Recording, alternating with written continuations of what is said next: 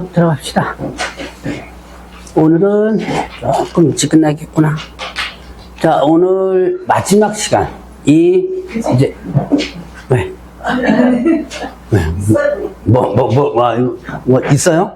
아, 저는 알면 안 되는 거? 자, 1편이 바로 전 시간까지예요. 중개사법. 공인중개사법이고, 제 2편이 부동산 거래 신고 등에 관한 법률입니다. 자, 이제 부동산 거래 신고법을 요 마지막 시간하고 다음 주까지 부동산 거래 신고법을 할 거고, 이제 나머지 다음 주는 뭐예요? 다음 주가 설이죠. 그래서 휴방이죠. 그리고 마지막 시간이 이제 2월 말쯤이다. 그때는 이 실무 쪽의 일부분을 좀 뺄 거예요. 빼고 저쪽 뒤에 주임법, 상임법하고 경매 쪽, 특별법 쪽하고 경매 쪽만 해서, 그래서 실무 쪽은 12월 달에는 조금 했는데 그거를 일단 빼고, 일단은 좀 중요한 부분이 주임법, 상임법 상당히 중요해요. 그 다음에 또 아마 실명법을 또 아마 할까 싶네요. 그 다음에 이제 경매 절차까지 해가지고 마지막 시간을 아마 할 거예요. 그래서 3월 달부터는 전체적인 여러분들이 교재있는 걸 거의 다 다룰 겁니다. 아마 뺄 거 몇 개 있고 뭐 다 다룰 건데, 어쨌든 이제 이렇게 진도를 나갈 거예요. 자, 오늘 마지막에 배울 제2편 부동산 거래 신고 등에 관한 법률, 요거는 7문제에서 8문제가 나와요. 빈도수는 상당히 높아요.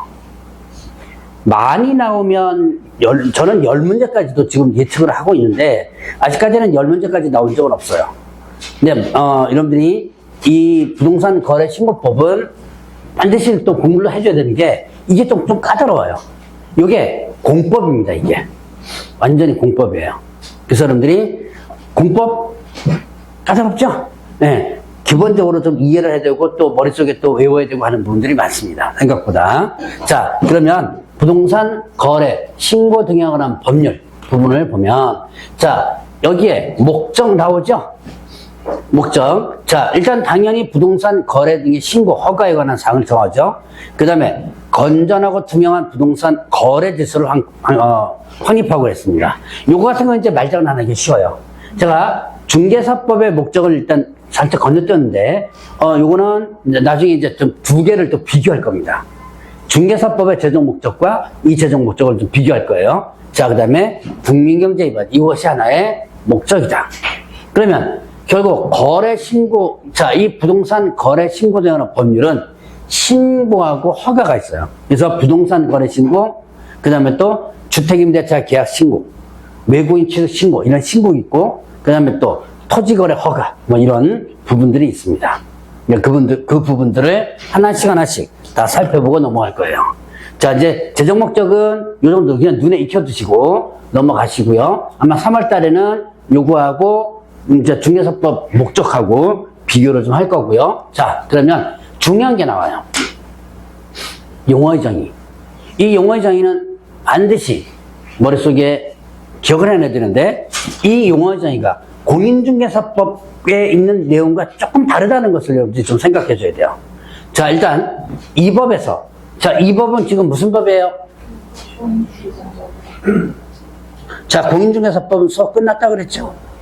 공법? 공법이 아니고 이 법. 자, 이거 번지수부터 다시 해야 되겠다. 자, 이 법은 무슨 법? 여러분들이 지금 배우는 법은 무슨 법? 다시. 자, 여러분들이 지금 공부하는, 번지수부터 다시 해야죠. 네. 자, 여러분들이 지금부터 공부하는 법은 무슨 법이다? 부동산 거래 신고 등에 관한 법률입니다. 자, 공인중개사법에서 쓰는 용어와 그 다음에 부동산 거래 신고 등에 관한 법률에서 쓰는 용어가 약간은 다르다. 이게 나중에 헷갈릴 수 있습니다. 자, 일단 부동산 보죠. 이 법에서 부동산 거래 신고법에서 부동산 하면 뭘 얘기한다? 토지하고 건축물 얘기합니다. 자, 토지 건축물 부분. 자, 그러면 부동산은 토지 건축물인데 부동산 증상은 뭐예요? 부동산 말고도 있다는 얘기죠. 자, 부동산에 또는 부동산을 취득하는 권리 이렇게 되죠. 자, 부동산을 취득하는 권리는 뭐다? 분양권과 그 다음에 또 뭐예요? 입주권입니다. 그래서 여러분들 교재 보면 부동산 등에 이렇게 나오죠? 자, 부동산 취득할 권리를 말한다. 이 부동산 취득할 권리는 자, 택지개발촉진법 줄로 나오는 공급계약을 통해 부동산을 공급받을 때 선정된 지위. 세 번째 줄에 보면 공급받을 자로 선정된 지위 있죠? 찾았나요? 네, 여러분들 교재에 그거를 분양권이라고 그래요. 그 다음에 도시및 주거정비법이라든가 빈집 및 소규모 주택 정비관한 특례법이라든가 여기에 의한 입주자로 선정된 집 있죠. 이걸 뭐라고 한다? 입주권이라는 거예요. 자, 그러면 분양권 하면 여러분들이 분양계약 체결하면 분양권이죠. 네. 근데 분양권 하면 흔히들 뭐가 많이 떠올라요? 분양권 하면 아파트 분양권 떠올리죠. 근데 이 분양권에는 아파트 분양권뿐만 아니라 분양계약 체결하면 다 분양권이 되는 거예요.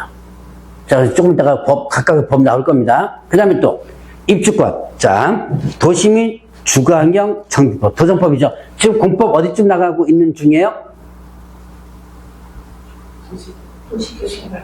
도시개발. 도정법이 아직 안 나왔죠. 그 도시개발법 다음에 하면 도정법일걸요, 아마? 순서가. 자, 도시 및 주거환경 정비법상에 보면, 여러분들 거기 보니까 뭐라고 써있어? 사업 시행 인가로 이렇게 돼 있죠? 자, 거기에 소위 말하는 재개발과 그 다음에 재건축이 있습니다. 이게 도시 및 주거환경 정비법에 나오는데 여기에 의한 입주권이에요. 자, 그러면 여러분들 이제 재건축 많이 하죠? 서울은 재건축 많이 하니까 자, 여기에 아파트가 있습니다. 이걸 헐고 여기다가 새로운 아파트를 이렇게 크게 짓죠. 그럼 여기에 아파트에 있는 사람이 여기에 들어갈 수 있는 권리, 이게 뭐예요? 입주권이에요. 자, 이거를 다른 말로 표현한다면 뭐라고 표현해요? 조합원 분양분. 조합원 분양분. 자, 여러분들이 이제 이 재건축 들어가면 두 가지 나오죠. 조합원 분양분이 있고 그 다음에 뭐가 있어요? 일반 분양분이 있죠. 그래서 건축회사에서는 뭐가 많아지만 덤벼들어요? 예, 일반 분양분이 많아지만 덤벼들겠죠? 조합원 거는 지어주는 거고, 자, 일반 분양분은 지네들이 해서 파는 거니까. 그래서, 자, 이 조합원 분양분, 요거를 얘기한다. 자, 요게 입주권입니다. 자, 그래서 거기 부동산 뿐만 아니라 부동산 등 하면 부동산을 취득할 수 권리, 분양권과 입주권을 얘기하는 거예요. 그 다음에, 자, 거래 당사자는 요거 있습니다. 자, 거래 당사자는 뭐와 뭐를? 매수인과 매도인. 자, 매수인과 매도인을 얘기한다.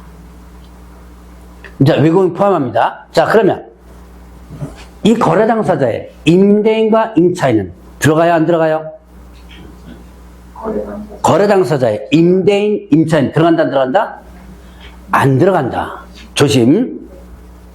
자, 중개사법에는 거래 당사자면 매도자, 매수자 다 들어가고 임대인, 임차인 다 들어가죠. 자, 근데 여기서는 거래 당사자는 누구만 얘기하는 거? 매수인과 매도인만을 얘기하는 거예요. 자, 물론 이제 외국인 포함하고요. 자, 그러면 임대인과 임차인은 어디에 들어가 있는 거예요?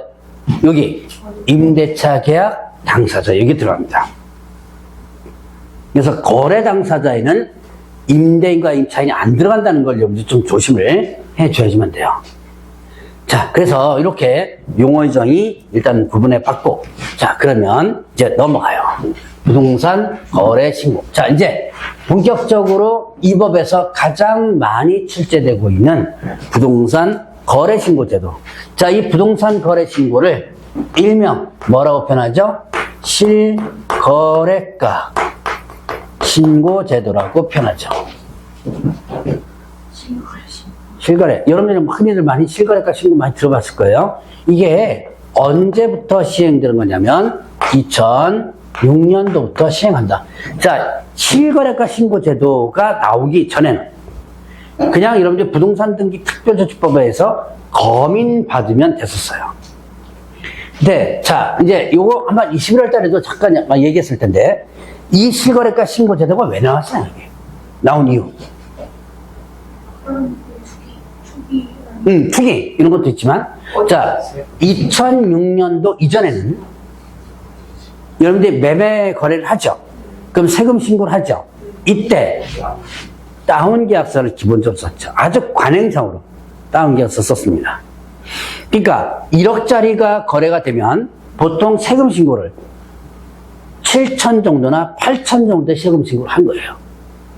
자, 그리고 이거를 채방 후부터 몇십 년간 관행이 되다 보니까 그냥 세무서에서도 안 건드려요. 너무 과다하게 1억짜리 거래됐는데 5천 거래됐다고 신고하면 너무 좀 차이가 나죠. 그럼 세무조사가 들어와요. 근데 7, 8천 정도에 신고하면 그냥 그렇거냐고 그냥 넘어가는 거예요. 결국은 뭐가 날아가 버리는 거예요? 이 차익에 대한 세금이 날아가 버리죠.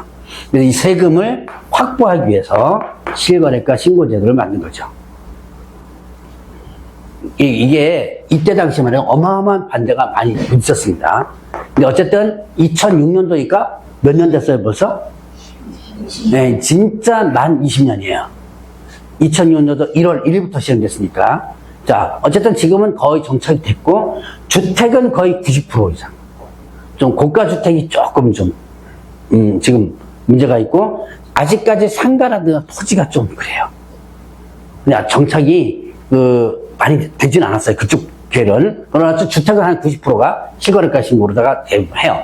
자, 그래서 이게 이제 실거래가 신고다. 자, 그러면 신고 의무자로 보겠습니다. 신고 의무자는 일단 거래 당사자 또는 개업 공인중개사예요. 자, 거래 당사자가 신고할 의무가 있는 경우는 어떤 경우냐? 개업 공인중개사 끼지 않고 봤을 때, 직접 거래했을 때. 여러분들 흔히 직거래죠. 직거래할 때는 개업 거래 당사자가 신고져야 돼요. 자, 그럼 거래 당사자는 누구예요? 매도인과 매수인 둘이죠. 그럼 거래 당사자의 의무니까 의무는 누구한테 부여하는 거? 매수인과 매도인 둘에게 의무를 다 부여하는 거죠. 자, 근데 거래 당사자 신고 의무일 때 좀 특이한 규정이 있습니다. 국가 등이 일반이라면 이때 국가 등이 직접 해주는 거예요. 얘가 단독으로 신고합니다. 요건 이제 심판했지만 여러분들 교재 보면 자, 국가 등이 일반이라면 국가 등이 단독으로 신고한다 이렇게 돼 있죠. 자, 여러분들이 공법에서 토지거래 허가 부분에서 제 과목에서 뒤에 나오지만 공법에서도 일반적으로 하는 게 있어요. 국가 등이라면 공법적 규제가 적용돼요, 안 돼요? 안 되죠. 다 보면 국가 등은 제외한다, 국가 등은 제외한다. 어떤 공법적인 규제를 만들어 놓고 그 다음에 국가 등은 제외한다고 다 했어요. 뒤에 가면 토지거래 허가에도 나와요. 이게 국가 등은 제외한다 이렇게. 그런데 여기 부동산 거래 신고 관련된 부분에서는 국가 등이 일반이라면 국가 등이 단독으로 신고하도록 의무가 됐습니다. 좀 특이하죠? 그게 왜 국가 등에게 의무를 부여했을까요? 자, 국가 등은 하려면 제외시켜야 되는데 오히려 국가 등에게 의무를 부여한 거예요. 이유는 간단해요. 국가 등은 거짓말 해야 하네요? 안 하죠. 국가 등이 지돈 갖고 하나요? 네, 만약에 내 돈 갖고 하면 거짓말 할 수 있겠죠. 근데 어차피 내 돈 아니에요. 공무원 지돈 갖고 하는 거 아니에요. 어차피 국가 나라 돈 갖고 하는 거죠. 자, 그러니까 거짓말 하는 거 아니다. 그러니까 국가 등이 한다면 굳이 조사 같은 거 안 해요. 국가 등이 만약에 신고 들어갔죠? 그러면 이제 뒤에 가면 막 조사하고 막 하거든요. 굳이 안 합니다. 왜? 얘네들은 거짓말할 필요가 없으니까. 그래서 행정 업무를 간단하게 해서 국가 등이 단독으로 하도록 의무한 거죠. 그래서 국가 등에게 의무를 부여하는데, 자, 여기 때 앞으로 국가 등이라는 말을 많이 쓸 거예요. 이때 국가 등은 국가, 지자체, 공사, 공공기관입니다. 그리고 저쪽 토지거래 허가 쪽으로 가면 국가 등의 공사, 공공기관이 이쪽에는 어떤 공사가 들어가고 이쪽에는 어떤 곳은 안 들어가고 뭐 이런 게 있어요. 들어가는 것은 21개인가 2개인가 들어가고 또 이쪽에는 12개인가 들어가요. 한 10개가 빠져요 또. 근데 그거를 제가 구분 안 할 거예요. 다만 나중에 여기서 국가 등에서 빠지는 거 주의할 것들 몇 개 공사만 주의하라고 언급을 하고 자, 그 공사 뭐 20몇 개 들어간다 이거 암기해서 이거 안 할 겁니다. 근데 시험 문제 한번 나오긴 나왔었어요. 나오긴 나왔는데 그거 암기하려면 다른 거 암기하는 게 나아요. 그래서 자, 지금은 앞으로는 국가 등하면 통칭해서 뭐라고 표현한다? 국가, 지자체, 공사, 공공기관 이렇게 통칭해서 할 겁니다. 자, 그러면 개업 공인중개사가 중개졌다면 거래 당사자는 의무가 완전히 없어져요. 그리고 누구에게만 의무가 부여된다? 개업 공인중개사에게만 의무가 부여된다. 자, 이렇게 일단 구분해 보세요. 그러니까 개업 공인중개사 중개졌다면 거래 당사자는 의무가 완전히 없어지죠. 그럼 누구에게만? 개업 공개사에게만 의무가 부여되도록 한 거예요. 이것 때문에 또 대모하고 난리 났었어요, 옛날에. 왜 우리한테만 의무가 부여됐냐. 그래서 이제 나중에 떡을 하나 줘요. 예, 그 나중에 이제 3월달에 하면 잠깐 얘기해요. 경우에 관련된 떡을 주게 됩니다. 자, 그럼 여기서 한번 보죠. 거래 당사자 일반이 국가 등입니다.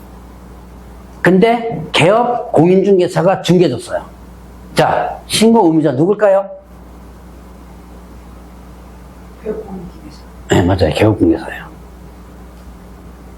개업공개사가 중개졌다면 거래당사 완전히 의무가 없어진다 그랬죠? 누구에게만 의무가 부여된다? 개업공개사에게만 의무가 부여되는 거죠. 그러니까 당사자 일반이 국가 등이라도 개업공개사 중개준 거라면 일단은 의무는 개업공개사다라는 부분이에요. 자, 여기 이제 기본적으로 기초고. 자, 그러면 이제 신고 대상을 보죠. 일단 여러분들 교재 197페이지에 나옵니다. 부동산의 매매계약, 부동산 뭐였죠? 부동산 토지하고 건축물 매매계약입니다. 매매만 해당돼요. 임대차는 여기서는 해당이 안 됩니다. 그 다음에 다음 법률에 의한 공급계약. 이 공급계약은 여러분들 교재는 아마 분리가 됐을 거예요. 근데 이걸 연결시켰습니다. 공급계약은 최초 분양계약이에요.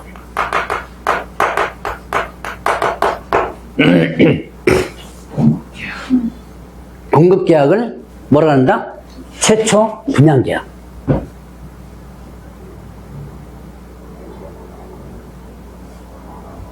여러분들 저기 주택법에 의한 아파트 분양 있죠? 자, 도정법, 건축 분양 이게 상가입니다. 택지개발 축집, 택지 분양하는 거 있죠? 도시개발법, 공공주택특별법 좀 나와요. 빈지 및 소규모 주택 정비하는 특례법 나오죠. 법 이름 외우지 마세요. 이거 어디 보니까 법 이름도 암기하더라고 보니까 이거 외울 필요 없어요. 그럼 어떻게 기억하면 되냐?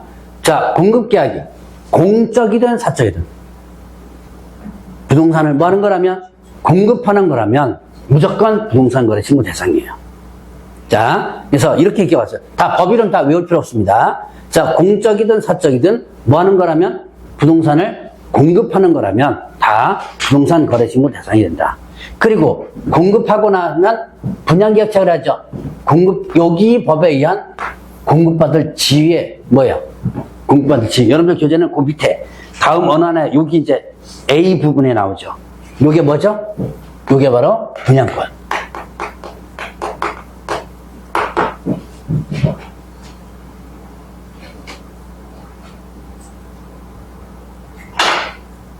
자, 그래서 최초 분양계약과 분양계약처는 분양권 팔 수 있죠. 분양권, 공급받을 지위, 매매계약. 매매계약입니다. 그리고 자, 그 지혜 매매계약 있습니다. 여기 입주권이에요. 이게 입주권. 여러분들 그 밑에 B번일 거예요 아마. 여기 입주권. 그래서 도시 및 주거환경 정비법에 따른 관리처분계 인가로 인한 입주로 선정되지. 우선 조합원 분양분이라고 그랬죠. 그 다음에 빈지 및 소규모 주택 정비하는 특례법에 따른 사업 시행계 인가로 인한 입주로 선정되지. 그 도시 및 주거환경 정비법이 있습니다. 요거는 공법에서 배우는 거니까 재개발 재건축이라고 보시면 돼요. 자, 빈지 및 소규모 주택 정비하는 특례법. 자, 여기와 관련된 부분이 뭐냐? 여러분들이 이렇게 보니까 법 이름을 가만히 보니까 이게 규모가 큰 것 같아요? 작은 것 같아요? 그렇죠? 자, 그래, 규모가 작죠? 이름에 있잖아요. 어디 가냐, 여기. 소규모.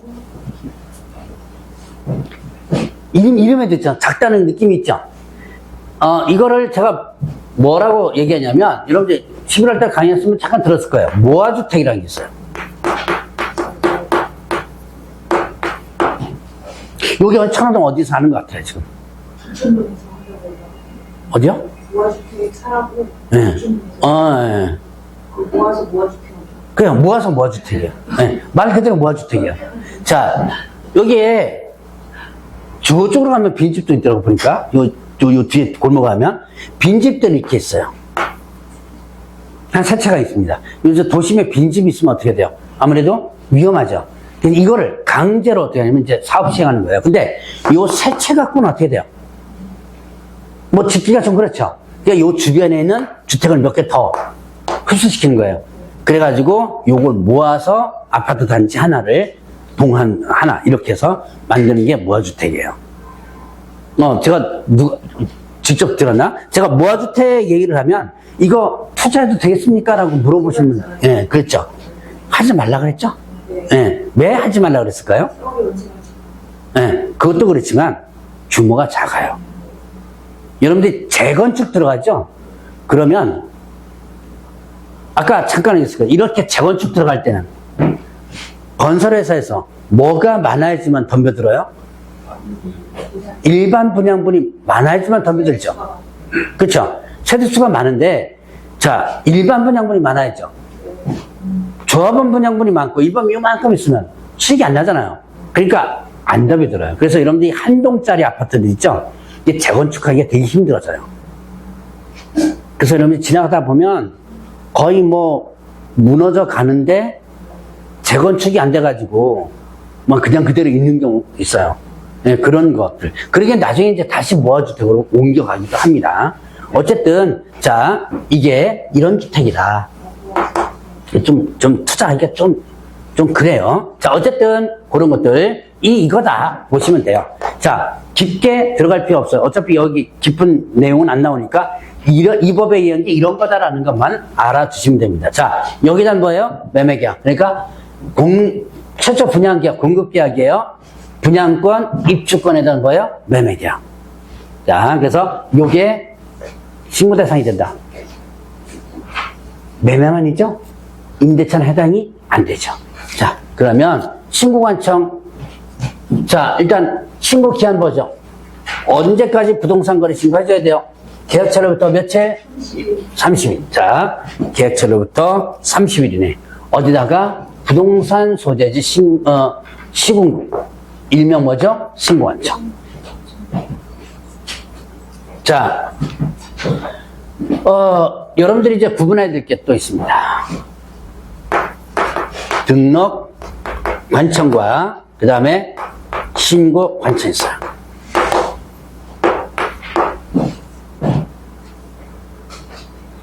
등록 관청은 어디를 등록 관청이라 그러죠? 구청. 여러분들 중개사법에서 등록 관청하면 네, 구청. 어느 구청이에요? 사무소 있는 곳이죠? 그래서 등록 관청은 사무소 소재지 시군구예요. 소재지 구청. 사무소가 있는 곳에 시군구. 자, 그럼 신고관청은 어디를 신고관청이라고 그러죠? 도지사 뭐가 되죠? 어디? 도지사? 도지사? 신고하는 관청 어디예요? 아까 어디요? 이렇게 시장. 시군구인데 어디 시군구? 부동산 소재지 시군구예요. 자, 다시 한번 시험 문제 나온 거예요 지금. 자, 등록관청은 어디를 등록관청? 사무소 소재지 시군구. 신고관청은 어디를 신고관청? 부동산 소재지 시군구. 등록하는 관청, 이거 신고하는 관청이죠. 자, 여기 강동구에 부동산 사무실이 있습니다. 자, 중개사무소가 있어요. 자, 광진구에 부동산이 있습니다. 자, 강동구에 있는 중개사무소에서 광진구에 있는 부동산을 중개해줬습니다. 부동산 거래신고로 가야 돼요. 어디로 가야 돼요? 자, 강동구로 가야 돼요? 광진구로 가야 돼요? 광진구로 가야죠. 자, 왜는 여기 있죠.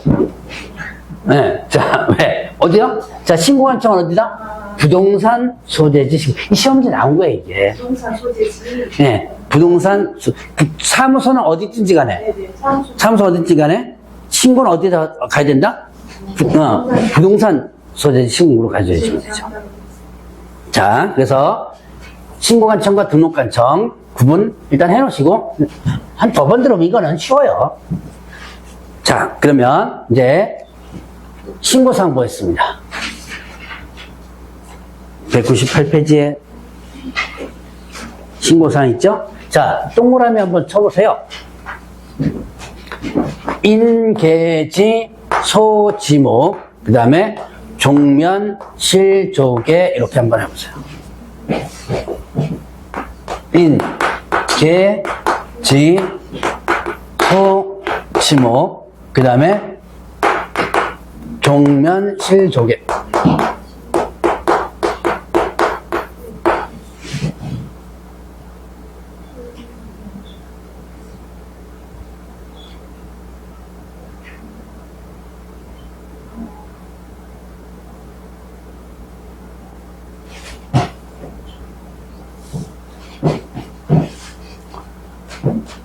이제 암기하는 사항이 또 나와요. 암기할 사항. 자, 인계지 소지목 좀 간단하게 좀 해놨습니다. 좀 많더라도 종면실 쪽에 이렇게 했고요. 자, 한번 볼게요. 인 뭐죠? 이제 연습. 인적상. 계약일. 지급일. 지급일?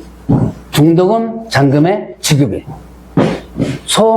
소재지 지번 지목. 목은 뒤에 걸로 했습니다. 앞에 거는 뒤에 걸로 목 지목. 종류 면적 실제 거래 가격 조건이나 기한이 있다면 조건이 기한 그 다음에 또 개업 공인중개사 있을 때 개업 공인중개사. 자, 다시 볼게요. 인 뭐예요? 계약일 지급일 소재지 지번 지목 종류 면적 실제 거래 가격 조건이나 기한이 있다면 조건이 기한 그 다음에 또 개업 공인중개사가 있을 때 개업 공인중개사.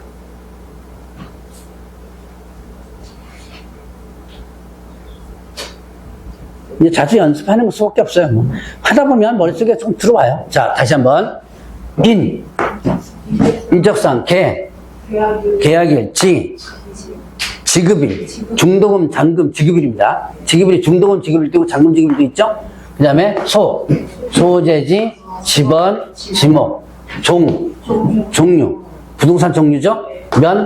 면적, 실제 거래 가격, 조건, 기한 있다면 조건, 기한, 개업, 공인중개사 있다면 개업, 공인중개사 이렇게 되죠. 자, 이제 여기서 인적사항이 거래 당사자 인적사항이 있는데 거기 여러분들 교재 198페이지에 7번을 보세요. 7번에 보면 자, 매수인이 국내 주소 또는 거소를 두지 않을 경우에 위탁관리인의 인적사항 이렇게 밑줄 한번 쳐보세요. 괄호 빼고 매수인이 국내에 주소 또는 거소를 두지 않을 경우 그 밑에 세 번째 줄에 위탁관리 인적사항 그렇게 하면 이제 문장이 좀 괄호 빼고 연결될 거야 아마. 자, 그럼 이제 여기 인적사항에 당사자 인적사항도 있지만 위탁관리인이 있다면 위탁관리인의 인적사항도 제가 한꺼번에 묶어놨어요. 여러분들 1번과 7번을 묶어놓은 거예요 지금 인적사항을. 자, 그러면 이제 위탁관리인은 누구냐? 그 위탁관리인은 누구와 관련되는 거예요? 자, 일단 위탁관리는 거래 당사자와 관련되나요? 매수인과 관련되나요? 매도인과 관련되나요? 거기 뭐라고 그랬어? 매수인과 관련되죠? 거래 당사자와 관련되는 거 아니에요. 거래 당사자는 양쪽 다죠? 그래서 이거는 일단 누가 관련된다? 매수인과 관련되는데, 매수인이 국내 주소나 거수가 없을 때 이 위탁관리인의 역할은 서류를 수령하는 역할입니다. 이거 하나 써놓으세요. 뒤에 한번 나올 거예요, 아마. 위탁관리인 7번에다가 서류 수령.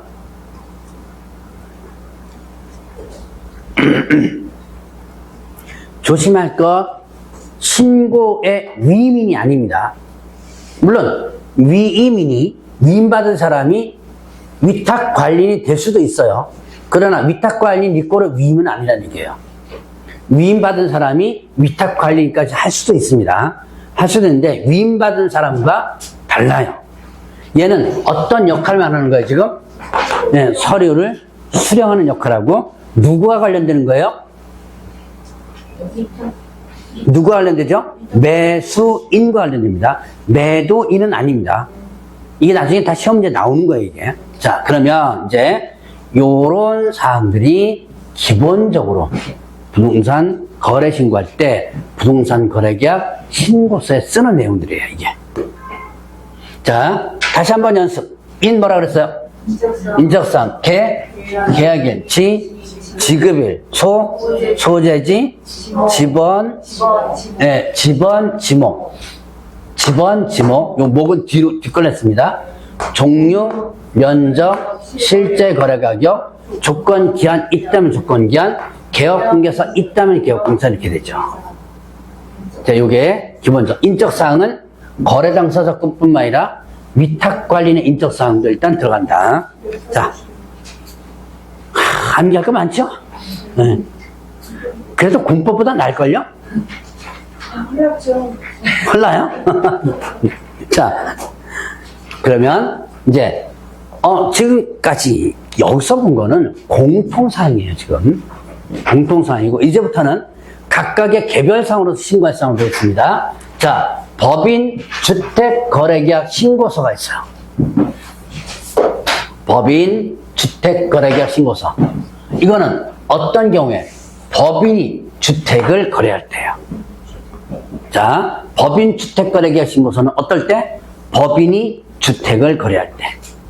이때 법인 사항을, 법인 등기사항을 법인 주택거래계약 신고서, 약칭하면 앞으로는 법인 신고서라고 할 겁니다. 법인 주택거래계약 신고서에 요거를 첨부하는 거예요. 그러면 법인이 왜 갑자기 주택거래하는데 이렇게 별도로 서류 하나를 더 첨부하느냐? 자, 여러분이 법인이 거래하면 세금이 어떻게 돼요? 8%. 아니, 4%인가? 비싼데 4%. 비싸요? 싸요? 싸죠. 법인이 법인세를 내죠? 법인세로 들어가기 때문에 세금이 싸져요. 법인이 거래하면. 응?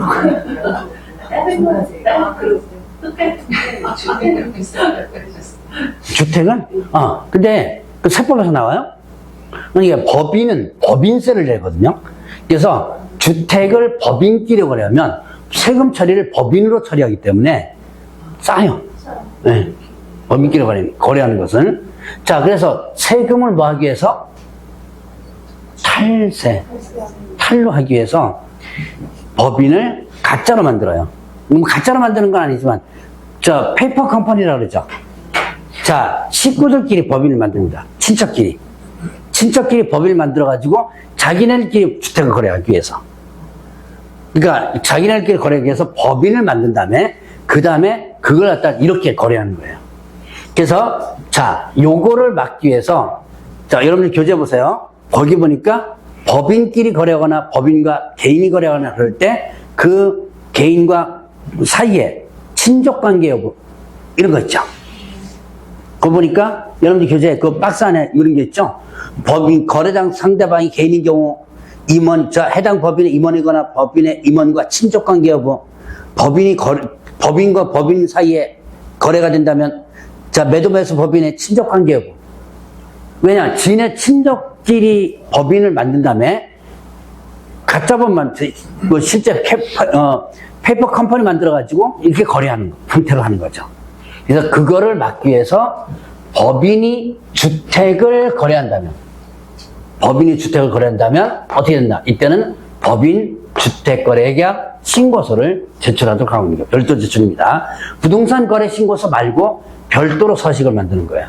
이때 주택 취득 목적하고 취득 자금에 관한 사항, 이게 자금 조달 주택 이용 계획서예요.